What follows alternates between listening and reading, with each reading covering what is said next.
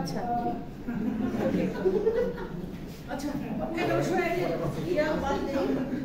আমরা একটু দেখি জর্জিয়ান পিরিয়ড বা মডার্ন এজের এই অংশটাতে এগুলো কি পড়েছিলাম যে যারা এই যে জর্জিয়ান পোয়েট্রি বলা হতো, জর্জিয়ান পোয়েটস বলা হতো, যারা জর্জিয়ান এই সময় যারা অ্যান্থোলজি আকারে প্রকাশ করতো, এগুলো বলিনি বোধহয়। Georgian poetry rural subject matter ছিল, তারপর ট্রেডিশন ফ্রম টেকনিক। আচ্ছা, W Gibson, Rupert Brooke, J Masefield, Ralph Hodgson এরা ইয়া করছে। আচ্ছা, এগুলো ওরা পড়িয়েছি, তাই না? এখন আসবো হলো পোস্টমডার্ন পিরিয়ড। পোস্টমডার্ন পিরিয়ড 143 পেজে, হলো 143। আচ্ছা, literary trends of modern age, post modern. এই সময় যে মডার্ন এজের ট্রেন্ড, এই 1939 এর পরে আলো বেশি আসতেছে না? এখন ঠিক আছে?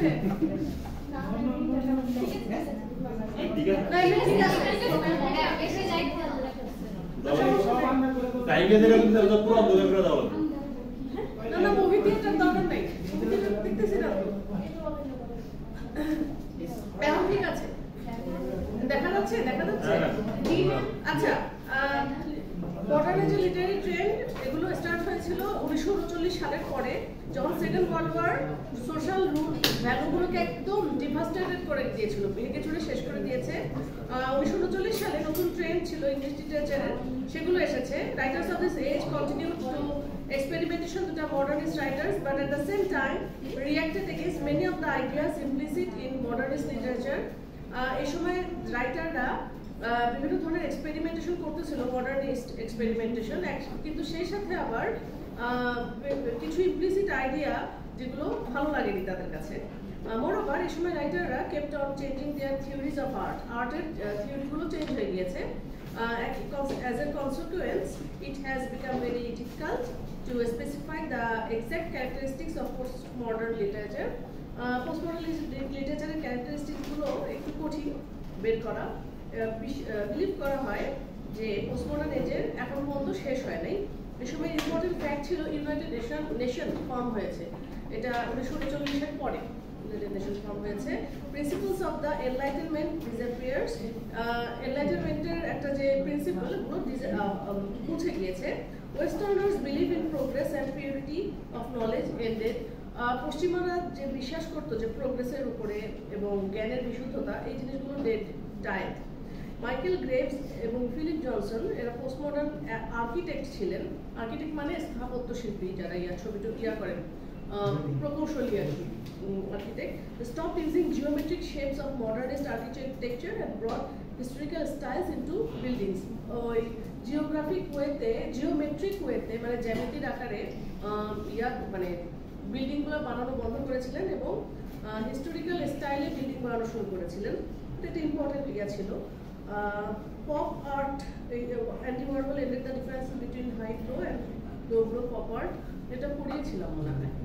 Most of the colonies became independent, কলোনিগুলো ইন্ডিপেন্ডেন্ট হয়ে গিয়েছিল। ইউনিভার্সিটির বেশি source of philosophical and literary theory, দার্শনিক থিওরিগুলো এবং সাহিত্যিক যে থিওরিগুলো এখানে চর্চা হতো। জাক দেরিদা,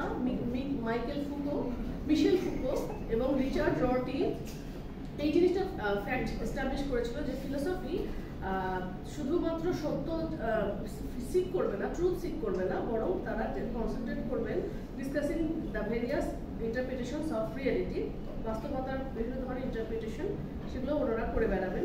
ক্রিশ্চিয়ান ফেইথ লস্ট হয়ে গিয়েছিল, মানুষের গুডনেস এগুলো কমে গিয়েছে, কারণ এখন তো বর্তমানে তো ভালো কিছু করলে সেটা ভালো চোখে দেখা থাকে, বরং ভালোটাকেই আরো নেগেটিভ ভাবে, হ্যাঁ, যে মানুষ ভালো করে তার আরো খারাপ করা হয়। তো এখন আর মানুষ ভালো করে না। কারণ কোল্ড ওয়ার ডিপ ইম্প্যাক্ট ফেলেছিল ওয়ার্ল্ড পলিটিক্সে। Germany divided and united, radio আর টিভি ইম্পর্টেন্ট রোল নিয়ে এসেছিল, shaping life. Main literary features,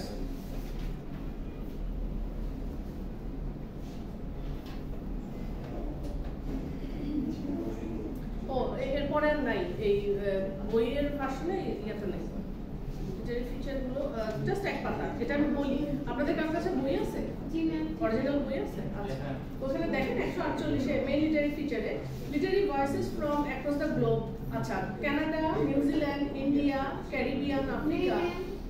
হ্যাঁ না না, এই বইয়ে নাই। 148 পেজ দেখেন তো, আছে নাকি? আছে। আচ্ছা, না থাকলেও সমস্যা নেই, আমি বলে যাই, আপনারা শোনেন যে বিভিন্ন দেশের লিটারেচার গুলো এখন ফর্মে আসলো, মানে আসলো আর কি, দৃশ্যমান হলো। যে আমরা তো এতদিন খালি ইংলিশ লিটারেচার জানছি, আস্তে আস্তে আমেরিকান লিটারেচার আসছে, আর আমেরিকার পরে কানাডা, নিউজিল্যান্ড, ইন্ডিয়া, তারপরে ক্যারিবিয়ান। ইন্ডিয়া কিরকম সাবকন্টিনেন্টাল লিটারেচার আমরা কিন্তু পড়ি, রবীন্দ্রনাথ ঠাকুর আমরা পড়ি না, ফিনান্সিয়াল এক্সপার্ট পড়ি, আর আরো আছে এরকম, এগুলো পড়ি, এগুলো আমাদের পড়ানো হয় লিটারেচারে। তারপরে আফ্রিকান লিটারেচার, চীনও আছে, থিংস ফল অ্যাপার্ট, নাম শুনেছেন, এটার উপরই পড়তে হবে সামনে, এগুলো লিটারেচার আসছে। তারপরে অ্যাংরি ইয়াং ম্যান, এই জিনিসটা একটা কনসেপ্ট ছিল। অ্যাংরি ইয়াং ম্যান কি, আমরা 80s এর দিকে যে অমিতাভ বচ্চনের ছবিগুলো দেখতাম, ওখানে একটা কনসেপ্ট থাকতো যে অমিতাভ একটু রাগী ধরনের পুরুষ, ওখানে ওই যে অ্যাংরি ইয়াং ম্যানের কনসেপ্টটা ওখানে। তো ওই সময়ের দিকে তো ঘটনা। Social realism dominates creativity for decades. Social রিয়েলিজমই ক্রিয়েটিভিটিকে ডমিনেট করেছে, মানে রিয়েলিজমের উপর বেস করে মানুষ লিখেছে। 1950-এর পরে কিছু নোবেলিস্ট, ঔপন্যাসিক তাদের ইন্টারেস্টটাকে রিয়েলিস্টিক প্রবলেমের থেকে এন্টারটেইনিং সাবজেক্টের দিকে তাদের ইন্টারেস্টটা নিয়ে গিয়েছে। সায়েন্স ফিকশন, থ্রিলার এই সময় পপুলার হয়েছিল। Postmodern drama deal with absurdity of human existence and reveal the nothingness or meaninglessness of human efforts. For example, Waiting for Godot, Samuel Beckett. এটা আমরা টেক্সট পড়ব, যখন আমরা আরো মডার্ন লিটারেচার পড়ব তখন এটা আমরা পড়ব। Literary criticism has become theory based. Literary ক্রিটিসিজমটা আমরা এখন থিওরি বেসড করছি, এটা হয়েছে। Mass media have become an inseparable part of literary propaganda. Mass media এখন একদম সবকিছু তো এখন মাস মিডিয়াই ইয়ে করছে। এখন আমরা তো আমিও বিখ্যাত হতে পারি ফেসবুকে একটা পোস্ট দিয়ে বা টিকটকে অ্যাকাউন্ট খুলে, বাস ভাইরাল হয়ে যেতে পারি, কিচ্ছু না করে ভাইরাল হতে পারি। যেমন টিকটকার বস্তির খোলা আমন এরা করতেছে। আসলে ব্যাপারটা হয়েছে এই মুহূর্তে যেটা চলছে নেগেটিভ মার্কেটিং। হিরো আলমরা কিছু না করেও তারা নায়ক, তারপরে জায়েদ খান টাইপের লোক এরা নায়ক, জলিল, বর্ষা এরা নায়ক নায়িকা। পরিমণি তাও 2-4টা তাও পারে, কিন্তু আমার কাছে মনে হয় জায়েদ খান তারপরে জলিল বেশি খারাপ। আমার মনে হয় পরিমণিকে ঠিকমতো পরিচালক পরিমণির গ্ল্যামার নিয়ে চিন্তা না করে যদি মানে ক্রিয়েটিভিটি বা অ্যাক্টিং নিয়ে যদি কাজ করে তাহলে পরিমণিকে নিয়ে ভালো দিতেও পারে। এটা ডিপেন্ড করে কিন্তু পরিচালকের উপর। আচ্ছা, আমরা কিন্তু লিটারেচার পড়েও এই মিডিয়াতে যুক্ত হতে পারি, লিটারেচার পড়েও। যেমন হাওয়া সিনেমাটা হয়েছে, পরিচালক ইয়াতে করেছে, সাংবাদিকতায় করেছে বা এই টাইপের কিছু একটা করেছে। আরো সবচেয়ে বড় উদাহরণ বলেন তো কে লিটারেচার পড়ে বা লিটারেচার পড়ে ভালো মানে সিনেমা পরিচালনা করতেছে? Any guess? Any guesses? চিন্তা কে?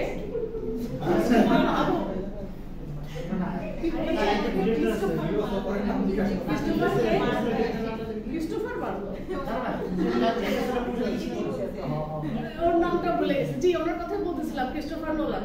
ক্রিস্টোফার নোলানের পরিচয় হলো উনি ইংলিশ লিটারেচারে পড়াশোনা করেছেন, উনি ব্রিটিশ এবং বর্তমানে উনি অনেক সাকসেসফুল একজন পরিচালক। এই বছর তিনি অস্কার জিতেছেন সিনেমার জন্য। একটা বোমা নিয়ে একটা সিনেমা হলো না, ওপেনহাইমার, ওই সিনেমার পরিচালক। অবশ্য মেয়েরা জানা কথা না, মেয়েরা জানবে। আচ্ছা, আপনারা বারবি সম্পর্কে জানেন? বারবি সম্পর্কে জানে কি ছেলেরা? কি বোমা নিয়েও জানে না? আচ্ছা, বোমা নিয়ে কি আমি বলি, ওপেনহাইমার হলো ওই যে এই সময় যে লিটারেচার পড়তেছি পোস্ট মডার্ন লিটারেচার। এখানে কি 1939 এর পরে 45 সালে কি হয়েছিল? বোমা, হিরোশিমা নাগাসাকিতে জাপানে বোমা মারছিল না আমেরিকাটা ক্ষমতা দেখানোর জন্য, নিউক্লিয়ার পাওয়ার। ওই বোমাটার কনসেপ্টটা ছিল ওপেনহাইমার। ওকে, সো এই যে হিস্ট্রি ভাবে জরুরি। সো না, মানুষটার নাম ছিল ওপেনহাইমার, ওই ওনার জনক, কিন্তু উনি নিজেও মানে পরে পস্তাইছেন যে আমি তো এরকম চাইনি। উনি চান নাই যে বোমাটা অ্যাপ্লাই করা হোক সাধারণ মানুষের উপরে, ওকে, কিন্তু সেটা অ্যাপ্লাই করা হয়েছে। আর ক্রিস্টোফার নোলান ওইটা বানিয়ে অস্কার পেয়েছেন, কিন্তু ওনার অস্কার ওয়ার্দি মুভি আরো আগেই ছিল। আচ্ছা মেহেদি কি বলেন, ইন্টারস্টেলার ওরা সেরা কাজ না? Yes ma'am. ওপেনহাইমার এমনি নামে ম্যাম না নামে না, অনেকে যারা ম্যাম আসলে অ্যাকচুয়ালি কি আমি বলছিল যে ও মুভি বোঝা তো সহজ না। না না সেটা ঠিক আছে, কিন্তু আমার মনে হয় ইন্টারস্টেলার তো কাহিনী ওই লিখছে, নোলানই তো লিখেছে, তাই না? লিখছে না, কিন্তু ওপেনহাইমার তো মানুষের অটোবায়োগ্রাফি, রাইট? ওটা ম্যাম অ্যাকচুয়ালি পিকি এটা বুঝা গেছে, এটা বুঝা গেছে। কি মানে কি কনফিউশন? মানে যে নায়কটা পিকি ব্লাইন্ডার্স থেকে এনেছে তো তাতে যে পিকি ব্লাইন্ডার্স যে ডিরেক্টর সেই নিজে এটা নাকি কনফিউজ বানায় ফেলেছে। না পিকি ব্লাইন্ডার্সের ডিরেক্টর আর এটা সাথে ম্যাম বাংলাদেশের মানুষ একটু কম বলছে তো। হতে পারে। কিলিয়ান মার্ফিও কিন্তু প্রথম একটা ছবি দিয়ে অস্কার পেয়েছে। ম্যাম ডার্ক নাইট যেটা ওটা কিন্তু ম্যাম ক্রিস্টোফার নোলান। হ্যাঁ সবই তো ক্রিস্টোফার নোলানের, আর ক্রিস্টোফার নোলানের প্রোডাক্ট হলো কিলিয়ান মার্ফি। কিলিয়ান মার্ফি নাম পেয়েছে পিকি ব্লাইন্ডার্স, কিন্তু ওরকে তুলে আছে ক্রিস্টোফার নোলান, ঠিক আছে? ডার্ক নাইটের ভিলেন ছিল স্কেয়ারক্রো। স্কেয়ারক্রো তো ওই রাইজেস ছিল, ডার্ক নাইট ছিল জোকার। হ্যাঁ জোকার তো ওখানে ছিল, আবার স্কেয়ারক্রো ছিল, ওই মুখের মধ্যে ছালা পড়ে থাকতো। স্কেয়ারক্রো গিয়েছিল, বাট কিলিয়ান মার্ফি ক্রিস্টোফার নোলানের আবিষ্কার, এবং সে কিন্তু ব্রিটিশ না। এটা হলো সবচেয়ে আইরিশরা খুব কমই অস্কার দিয়া করেছে, প্লিজ অ্যান আইরিশ। আচ্ছা তো আমরা অনেক দূরে সরে গেছি, আমাদের ওপেনহাইমারটা জানা উচিত, বিকজ হিরোশিমা নাগাসাকিতে এই বোমার এত বড় প্রভাব ছিল যে এখন পর্যন্ত বিকলাঙ্গ বাচ্চা জন্মাচ্ছে। একটা বোমার এতখানি প্রভাব, সেই ওপেনহাইমারেরই এই বোমার অবদান। সে অবশ্যই দোষী, সে আছে, বাট সে কার দোষে দুষ্ট সেটা দেখতে হবে। এখানে তার নিজের দোষ ছিল নাকি সরকার তাকে একটা পাপেট বানিয়ে দিচ্ছে, তাকে বলেছে এরকম করে করো, তাকে বাধ্য হয়ে করতে দিচ্ছে। এটা বোঝা যায়। আচ্ছা আরেকটা জিনিস মজার ব্যাপার, এই ছবিটা দুইটা একই দিনে রিলিজ পেয়েছে, ওপেনহাইমার আর বারবি, ঠিক আছে? এখন রিলিজ পাওয়ার পরে বারবি টাকা কামাইছে, মানে ওপেনহাইমারের থেকে বেশি কামাইছে। ওপেনহাইমারের রেটিং হলো 8.4 আইএমডিবিতে। আইএমডিবি মানে হলো যেরকম একটা ছবির স্ট্যান্ডার্ড, যে কেমন স্ট্যান্ডার্ডের ছবি, 10-এর মধ্যে 8.4, আর ওই বারবির হলো 6.2। বারবির প্রথম ভিউয়ার ম্যাম ছিল সরকার।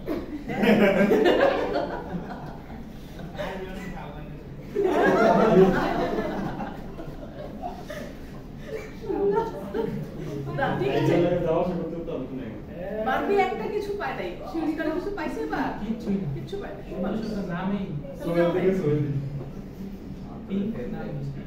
তবে এই যে পছন্দ হতেই পারে, এটা জানা নিজের কনসেপ্ট। আচ্ছা তবে বারবি ঠিক আছে, কিন্তু ফেমিনিস্ট কনসেপ্টের আমার চুলকানি আছে। ফেমিনিস্ট কনসেপ্ট এগুলো মোটেও ভালো কিছু না, এটা আসলে পশ্চিমা প্রোপাগান্ডা, মেয়েদেরকে এরকম ইয়া করছে।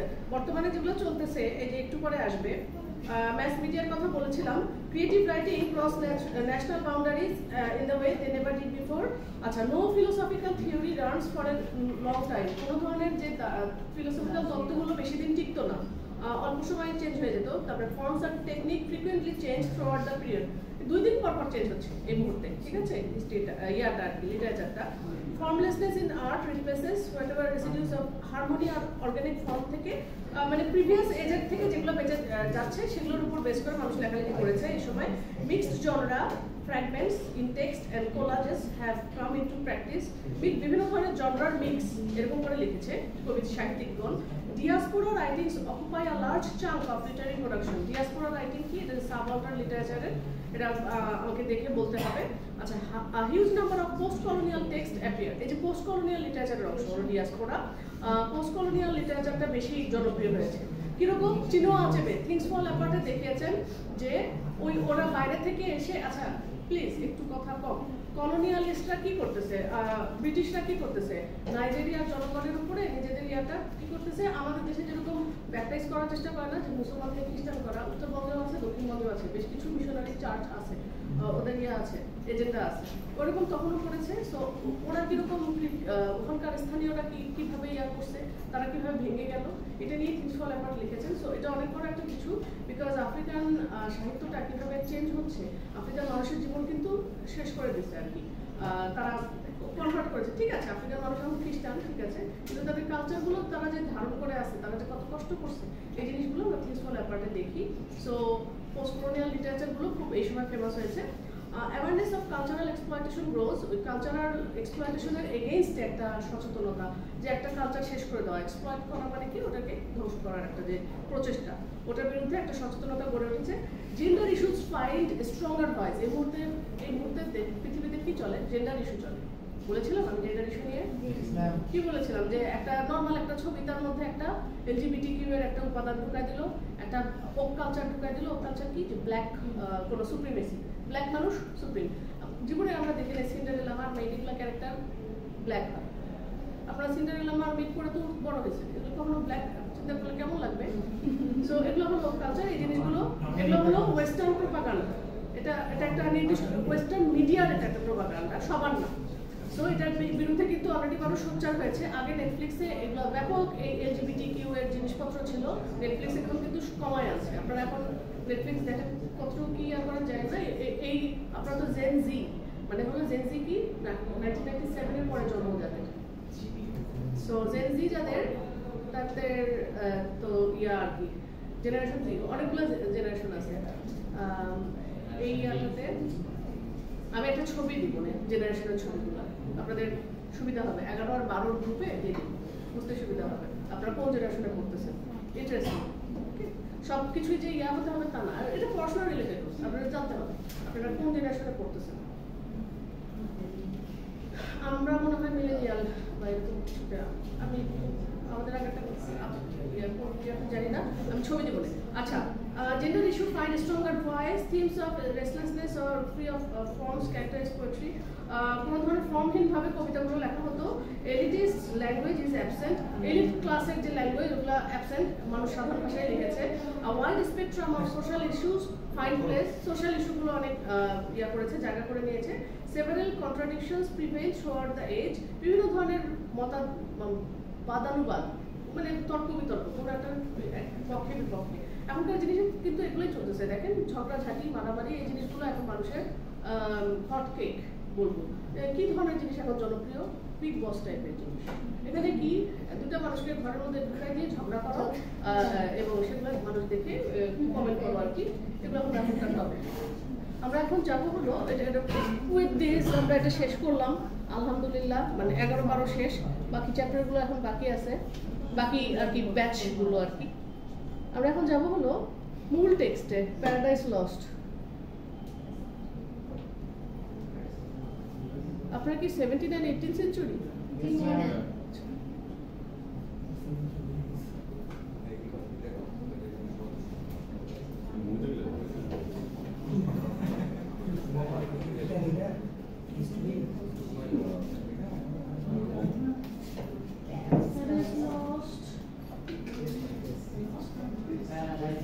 একটু ইয়াটা পজ দেন তো।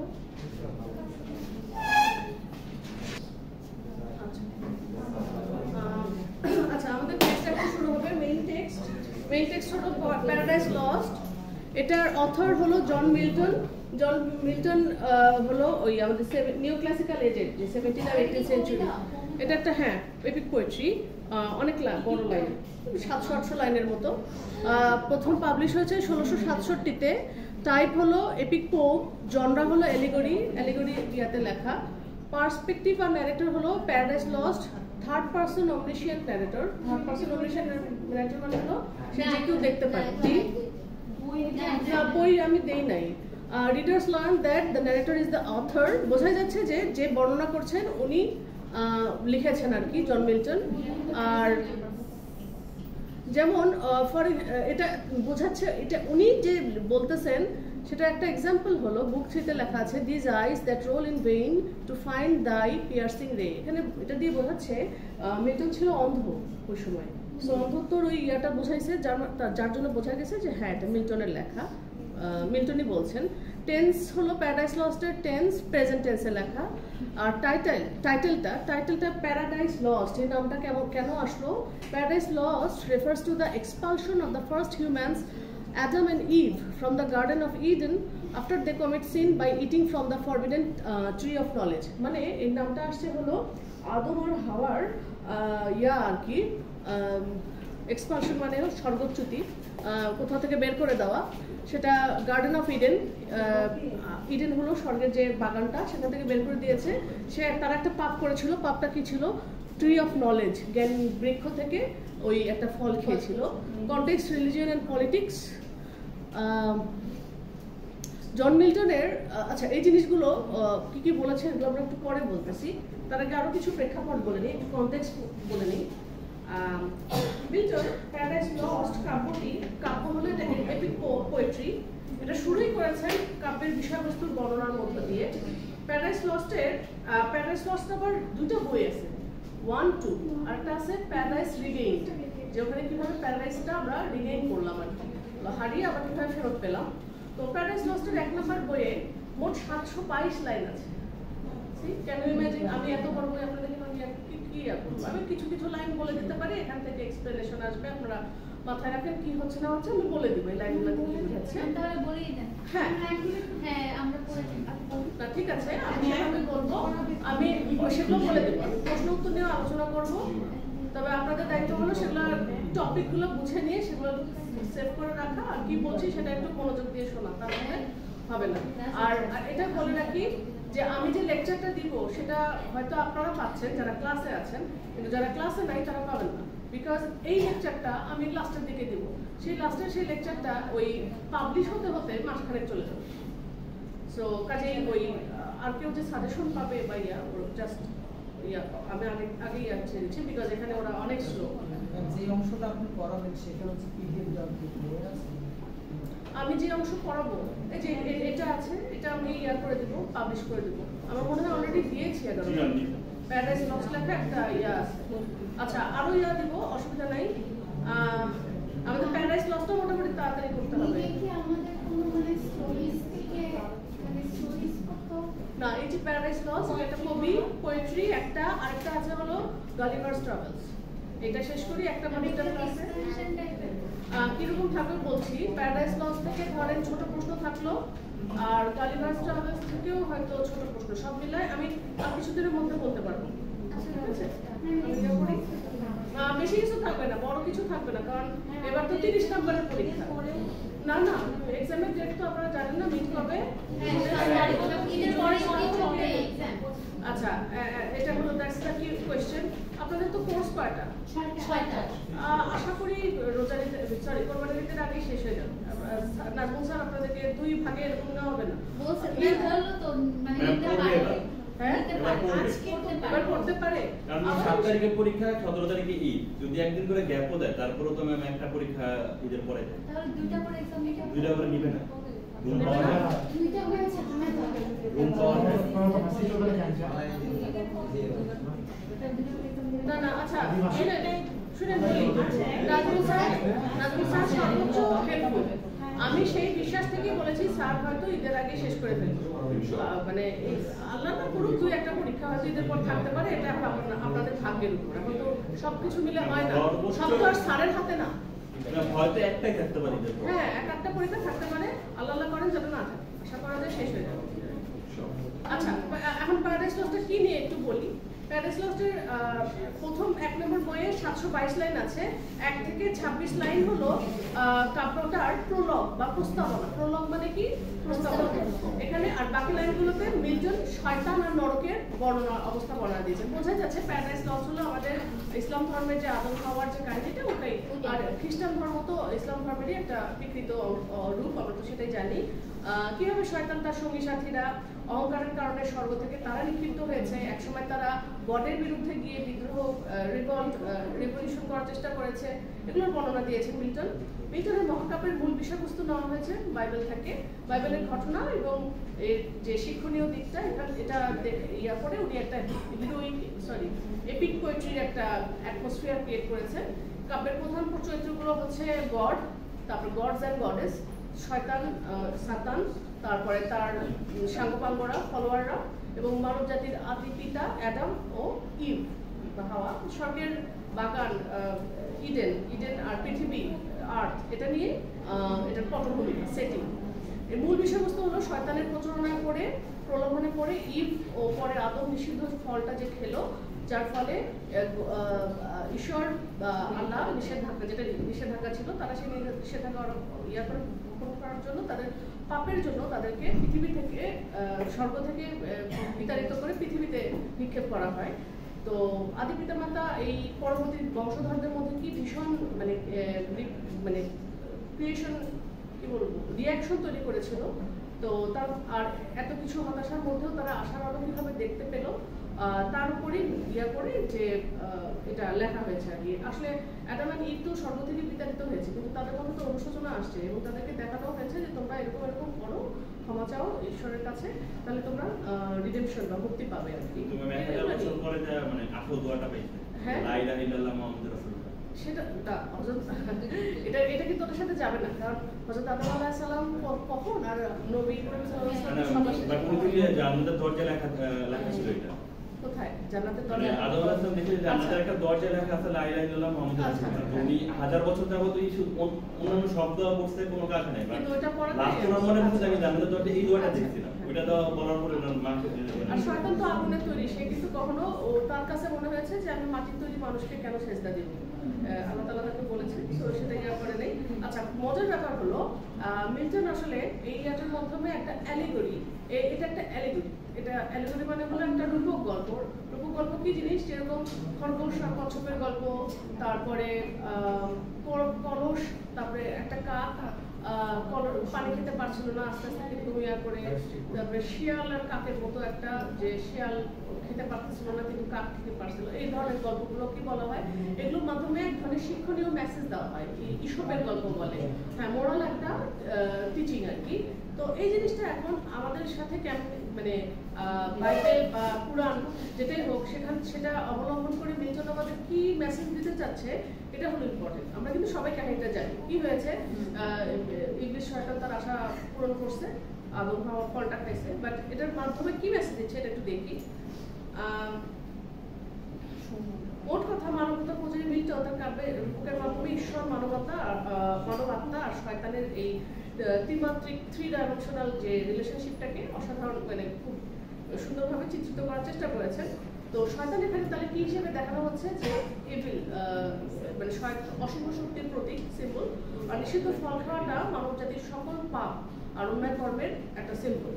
আর এই শয়তানের অশুভ শক্তি মানবাত্মাকে প্রতিনিয়ত, শয়তান সবসময় মানুষকে করতেছে, প্রলোভন দেখাচ্ছে মানব সমাজকে হেয় করার জন্য, বিপদগামী করার জন্য। তো আর শয়তানের কারণে যদি সর্বলোক দিতে বিদায় নিতে, আচ্ছা, শুধুমাত্র গডের ঈশ্বরের প্রতি বিশ্বাস, ভক্তি, নিয়মিত প্রার্থনা আর অনুশোচনার মাধ্যমেই মানুষ পাপ মুক্ত হতে পারবে, এটা বলা হয়েছে।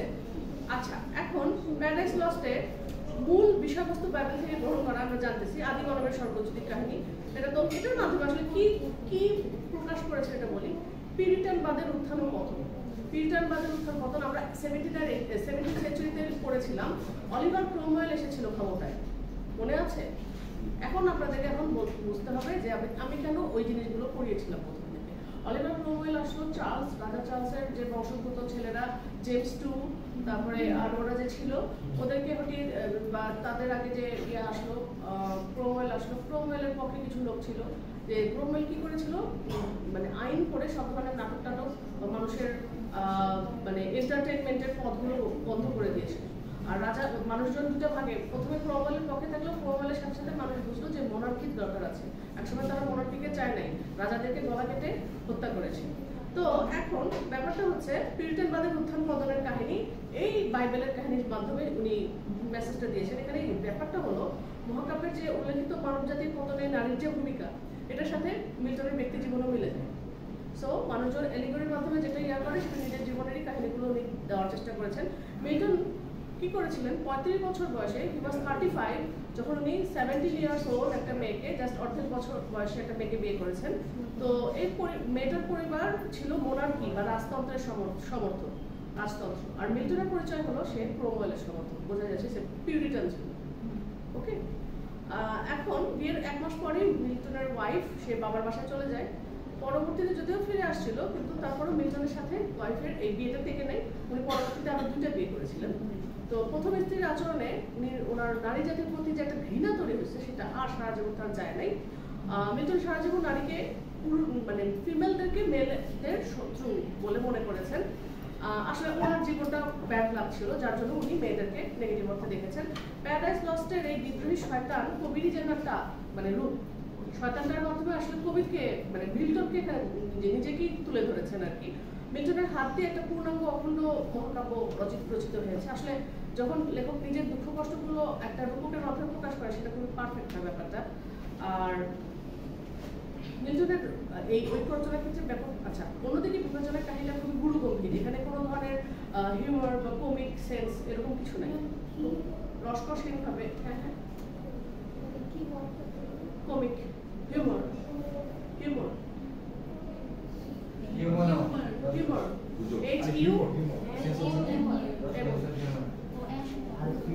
আচ্ছা মানে এখানে কোনো হাস্যরসাত্মক কিছু নাই, উনি সিরিয়াসলি লিখেছেন লেখাটা। পুরো কাহিনীতে জাস্ট একটা ডার্ক একটা টোন, একটা সিরিয়াস একটা টোন, মানে কখনোই মানে কোনো ধরনের হিউমারাস বা উইট কিছু এগুলো ইউজ করেন নাই। আর ওর চরিত্র রচনার ক্ষেত্রে তো মিল্টনের দক্ষতা নন কোয়েশ্চেনেবল, আনডাউটেডলি সে ভেরি গুড ছিল। আসলে এখানে আসলে এই ইয়ার মধ্যে কে নায়ক কে ভিলেন, এটার ইয়ার মধ্যে ক্রিটিক্সরা হিমশিম খেয়ে গিয়েছে যে কাকে নায়ক হিসেবে দেখাবো, কাকে ভিলেন হিসেবে দেখাবো।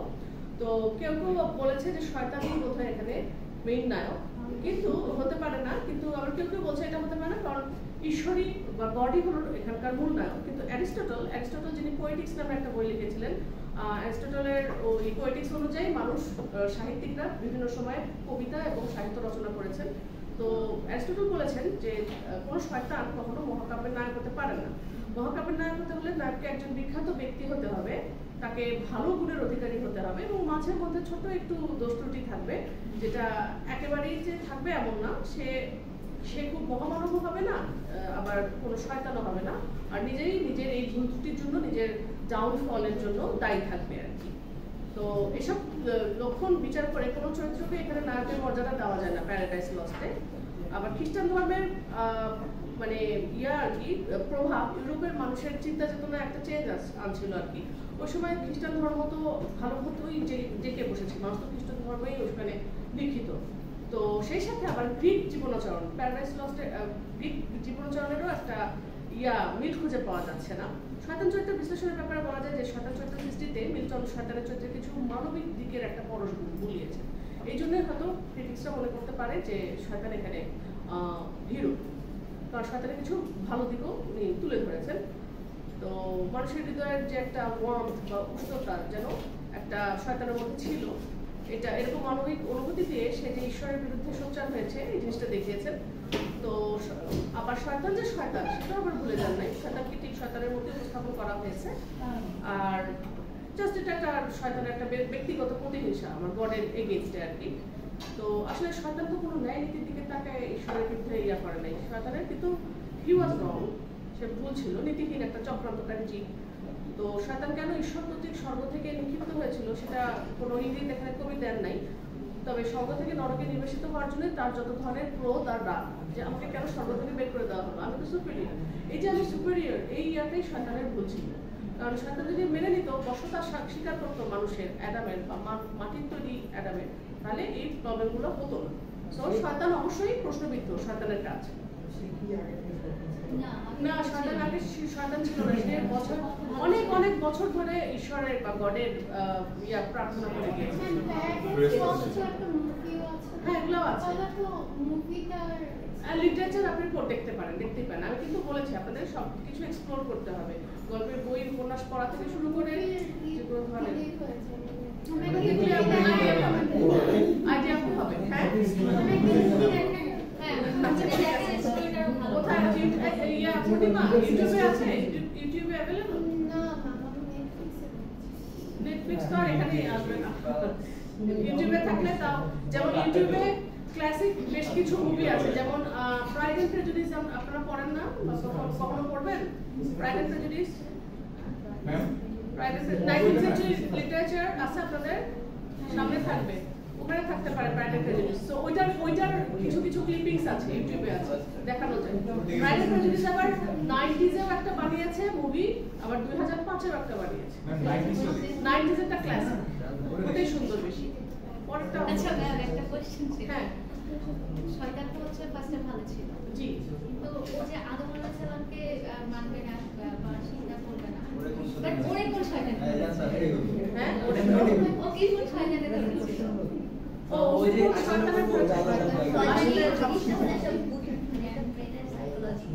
ও অহংকার করছে। আচ্ছা ও যে শয়তান হিসেবে কিন্তু সবচেয়ে বড় প্ল্যানার তো ঈশ্বর, সেই তো গুলো বিয়ে করে রেখেছে। ও থেকে বিচ্যুত হবে, অ্যাডাম ইভ ওখান থেকে বের হয়ে যাবে, সবই ঈশ্বরের প্ল্যান।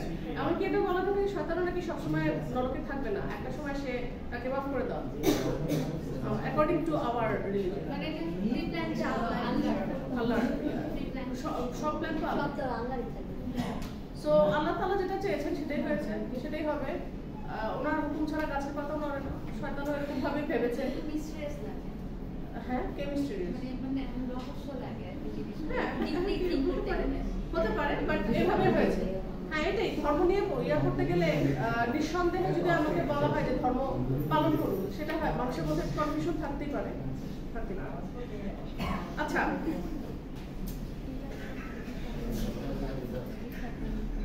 আচ্ছা সে কিন্তু ঈশ্বরের বিরুদ্ধে বিদ্রোহ করে পরাজিত হয়েছে, পরাজিত করে হয়ে সে নরকে ঠাঁই নিয়েছে, সেটা সে ভুলে যায় নাই। আর ঈশ্বরের শক্তি সম্পর্কে শয়তান সচেতন আছে, ঈশ্বরকে সর্বোচ্চত করার ক্ষমতা কারো কাছে যে নাই, তারপরেও কিন্তু শয়তান বারবার সে চেষ্টা করে গিয়েছে রাগের সাথে।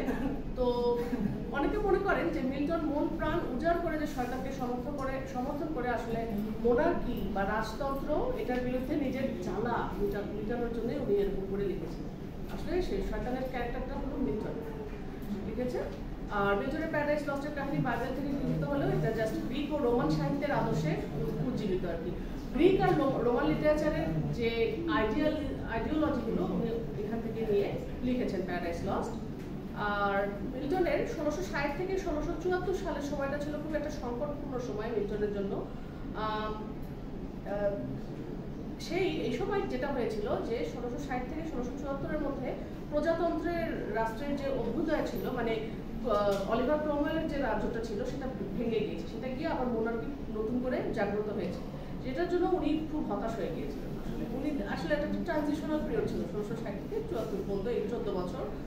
তো এই জন্য উনি আসলে রাজতন্ত্রের দাপটে ওটা একটা মানে মুক্তির পথ খুঁজতে খুঁজতে উনি একটা আইডিয়া পেয়ে গেলেন যে কিভাবে আমি একটা প্রতিবাদ করতে পারি, এরকম উনি লেখার মাধ্যমে চেষ্টা করেছেন। মিল্টনের এই লেখাগুলো ওনার মেয়ে হেল্প করেছে লিখতে প্যারাডাইস লস্ট, যেহেতু উনি অন্ধ ছিলেন যেহেতু। না আমি এই কাহিনীগুলোই বলছি, এগুলোই ওভারঅল।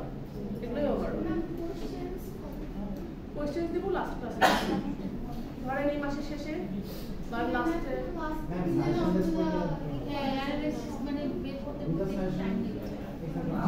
আচ্ছা তাহলে আচ্ছা আমাকে একটা জিনিস বলেন।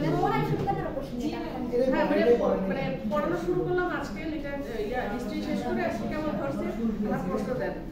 ঠিক আছে আপনাদের দাবিটাও যৌক্তিক যে একটা ক্লাস নেই, আমি তাহলে প্যারাডাইস লস্ট শেষ করে প্রশ্ন উত্তর দেই, তারপরে গালিভার্স ট্রাভেলস ধরি, তারপরে শেষ করে করি।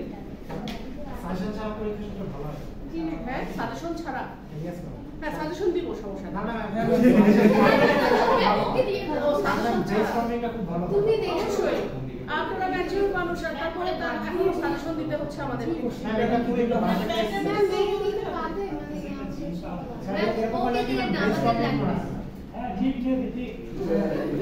তাহলে এবার সাজেশন দিব না আমি,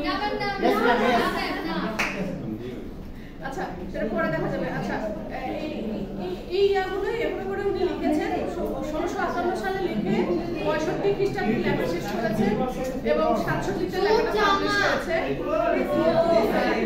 এক কথায় প্যারাডাইস লস্টকে রোমান্টিক এপিক হিসেবে একটা বলা যায়। কি সমস্যা? সিআরপি এখানে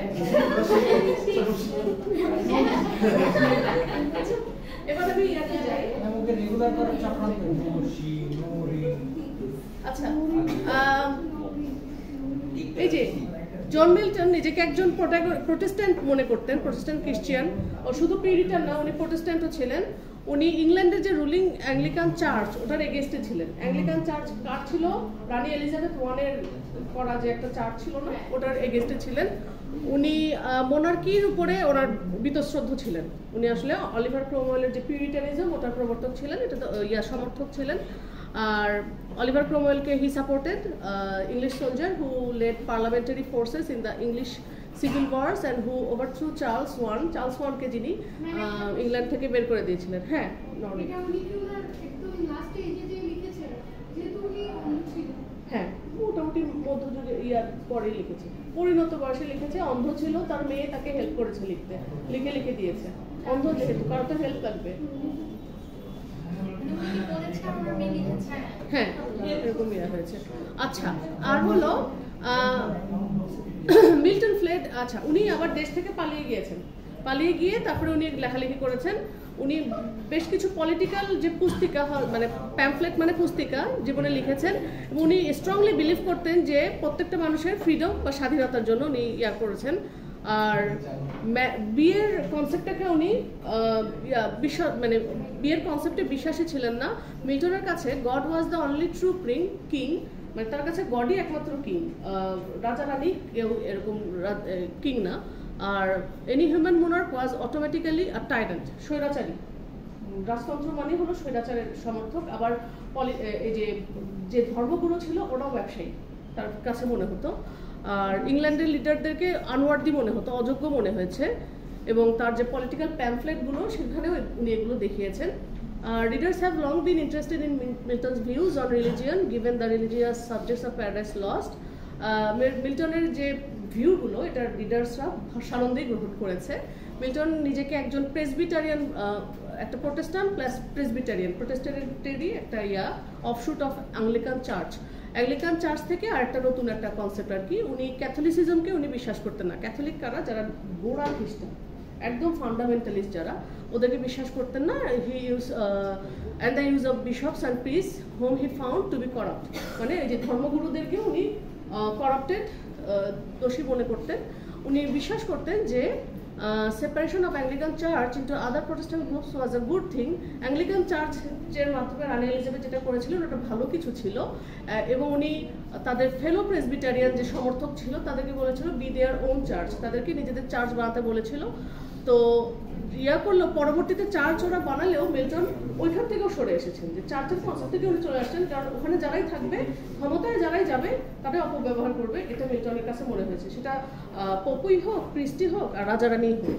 আর উইমেন, মেয়েদের ব্যাপারে contemporary readers tend to find Milton's view of women and their role problematic.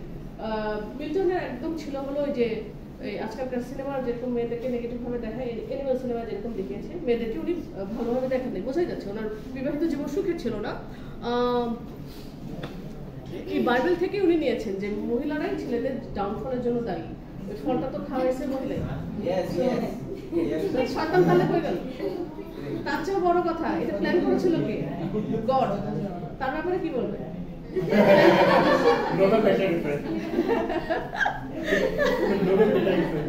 ये फंस गया।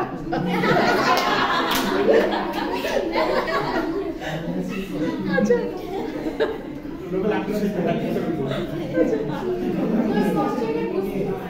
শুনে মেয়েরা তো তাই ভালো কথা, কিন্তু মেয়েকে বানিয়েছে কে? ছেলেকে বানিয়েছে কে? ওই যে গড। ওইটাই। আচ্ছা, ওনার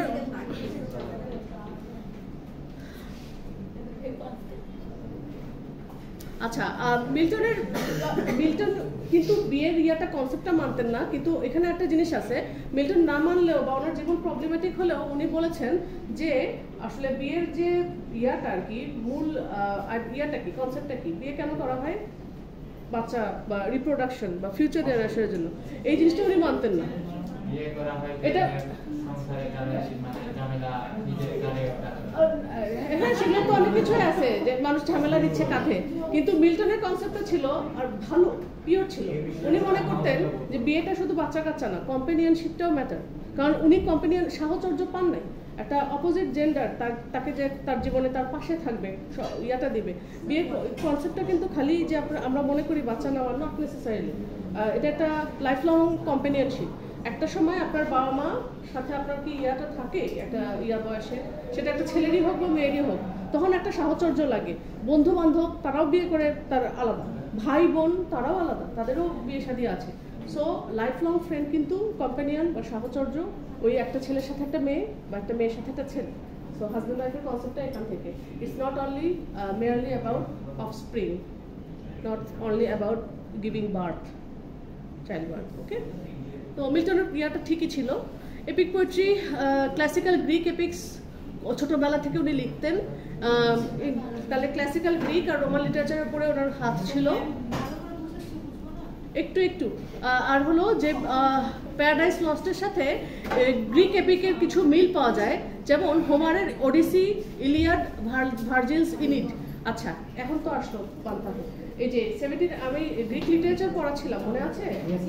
ওটা আমাকে পড়াতে হবে, কারণ উনি ওরা প্যারাডাইস লস্টকে প্যারালালি গ্রিক এপিক্সের সাথে দেখিয়েছেন। সেটা হলো হোমারের ওডিসি, ইলিয়াড আর ভার্জিলের ইনিড।